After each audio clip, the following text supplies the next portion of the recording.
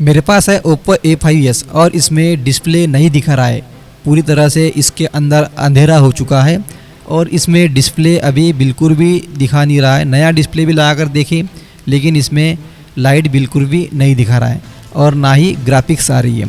अगर ग्राफिक्स नहीं आएंगी तो लाइट भी नहीं जलेगी। जब तक के ग्राफिक्स नहीं आती तब तक के लाइट का सेक्शन काम नहीं करता। तो यहाँ पर दोस्तों अभी मैं आपको एक दिखा रहा हूँ, ये मेरे पास नया डिस्प्ले है और ये नया डिस्प्ले को मैं यहाँ पर आपको लगा कर दिखाऊँगा क्योंकि इसमें जो फोल्डर लगा हुआ है वो टूटा हुआ है। तो हो सकता है टूटने की वजह से भी कई बार डिस्प्ले ऑन नहीं हो पाता और उसके साथ साथ लाइट भी ऑन नहीं हो पाती। तो इसलिए हम यहाँ पर नया डिस्प्ले लगा कर देख रहे हैं। अगर यह ऑन हो जाता है तो अच्छी बात है, अगर नहीं होता तो हमको इसे रिपेयर करना पड़ेगा। मोबाइल ऑन हो चुका है मगर यहाँ पर ना ग्राफिक्स दिखा रही है ना डिस्प्ले के ऊपर लाइट आ रही है। पूरी तरह से यहाँ पे अंधेरा है, आप देख सकते हैं कोई भी ग्राफिक्स यहाँ पर नहीं दिखा रहा है। तो ये कंफर्म हो गया कि हमारे मोबाइल के बोर्ड में प्रॉब्लम है। तो अब हम मल्टीमीटर से इसको चेक करेंगे, इसके सभी डिस्प्ले कनेक्टर की ट्रैक को चेक करेंगे, सभी सप्लाई को चेक करेंगे और पता करेंगे कि प्रॉब्लम कहाँ पर है, लाइट आईसी में है या फिर ग्राफिक्स वाली लाइन में प्रॉब्लम है। तो मल्टीमीटर को डाइवर्ट मोड पे सेट कर लेना है और अब मैं जिस ट्रैक को चेक कर रहा हूँ ये एलईडी प्लस वाली लाइन है और इसके ऊपर एकदम सही रीडिंग आ रही है। उसके बाद दोस्तों ये जो लाइन है ये है एलईडी माइनस लाइन, इसके ऊपर हमें ग्राउंड शो करेगा। ये ग्राउंड आईसी के जरिए आता है, ठीक है। इसमें आईसी के पास में 2 रजिस्टर लगे रहते हैं 0 ohms के, उसके बाद एक ग्राउंड बनता है। इसके बारे में मैंने पहले बताया था एक वीडियो में। तो ये दोस्तों यहाँ पे ग्राउंड आना चाहिए। उसके बाद दोस्तों यहाँ पर इधर वाली साइड से गिनेंगे तो ये 8 नंबर की पिन के ऊपर भी रजिस्टर्स आना चाहिए। ये लाइन है PWM आउट, इसका मतलब दोस्तों ये जैसे डिस्प्ले ऑन हो जाता है तो ये लाइट ऐसी को सिग्नल भेजता है कि लाइट जलाओ, डिस्प्ले में लाइट की ज़रूरत है। तो यहाँ पर दोस्तों सभी ट्रैक ओके है। अब मैं ग्राफिक्स वाली लाइन को चेक कर रहा हूँ नीचे से और यहाँ पर हर 2 सप्लाई के बाद एक ग्राउंड होता है। आप देख सकते हैं मैं जैसे मल्टीमीटर चेक कर रहा हूँ और यहाँ पे सभी रीडिंग बराबर दिखा रहा है।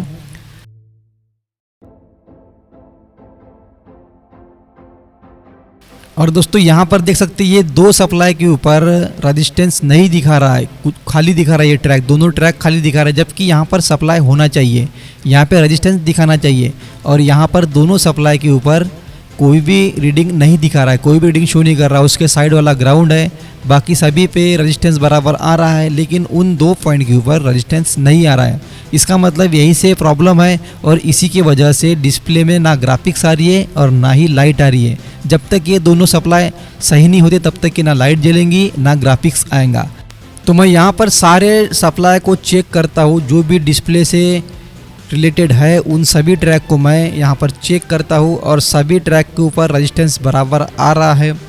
सिर्फ 2 ट्रैक को छोड़ के सिर्फ 2 ट्रैक के ऊपर रेजिस्टेंस नहीं आ रहा है। अब यहाँ पर जॉइंट वाले रजिस्टर लगे रहते हैं। तो ये दोस्तों इसका सर्किट डायग्राम है। यहाँ पर जंपर लाइन दिखाई गई है और इसके जरिए आप जंपर वगैरह लगा सकते हैं। तो अगर मोबाइल में अगर ग्राफिक्स दिखा रहा है और लाइट नहीं जल रही है तो आप नीचे देख सकते हैं, नीचे की तरफ में ये जो मैंने डायग्राम रखा है ये लाइट ऐसे है दोस्तों, यहाँ से आप जंपर वगैरह लगा सकते हैं डिस्प्ले कनेक्टर के ऊपर। और हमारा जो यहाँ से डिस्प्ले ग्राफिक्स नहीं आ रहा है, ग्राफिक्स शो नहीं कर रहा है, तो ये जो पॉइंट आप देख रहे हैं ये दोनों पॉइंट के ऊपर सप्लाई नहीं आ रहा है और वो सप्लाई दोस्तों यहाँ से कटा हुआ हो सकता है क्योंकि आप देख सकते हैं सभी के डिस्प्ले ग्राफिक्स वाले सप्लाई जो है ये यहाँ पर आ रहे हैं। यहाँ से रजिस्टर के पास से जंपर लगा सकते हैं डायरेक्ट डिस्प्ले कनेक्टर के ऊपर, जैसे यहाँ पर दिखाया गया है वैसे ही हमें जंपर लगाना है। अगर मान लो ये जो रजिस्टर अगर ये दिख रहे हैं, ये जो रजिस्टर है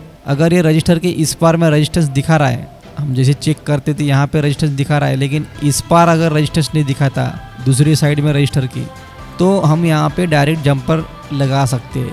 इस तरह से हम जंपर लगा सकते हैं यहाँ पर। अगर यहाँ से अगर ट्रैक फिर भी कटी हुई है तो हम कोई भी जंपर जैसे अगर यहाँ से डिस्प्ले कनेक्टर के ऊपर नहीं आ रहा है हमें यहाँ पर, लेकिन कनेक्टर के पास वो सप्लाई नहीं जा रहा है, तो हम बस यहाँ से सीधा ऐसे जंपर ले लेंगे और यहाँ पर ऐसा जोड़ देंगे कनेक्टर के पास। तो जहाँ पर ग्राफिक्स वाले रजिस्टर लगे रहते हैं, जॉइंट कपल रजिस्टर जिसको बोलते हैं, तो वहाँ से मैंने ऊपर का कवर जो होता है मैंने उसको निकाल दिया है। और कवर निकालने के बाद कभी भी चेक कर लेना कहीं कोई पार्ट तो नहीं निकला, कभी कभी ऐसा हो जाता है।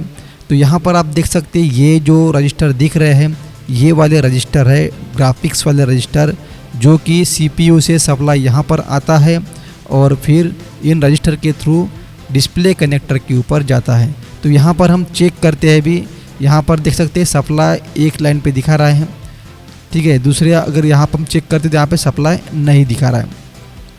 अक्सर ये गिरते जब मोबाइल जब गिर जाते हैं तो ये कभी कभी टूट जाते हैं।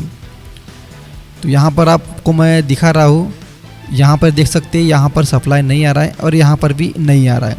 तो ऐसा हो सकता है, हमें उल्टा सीधा दोनों चेक करना है।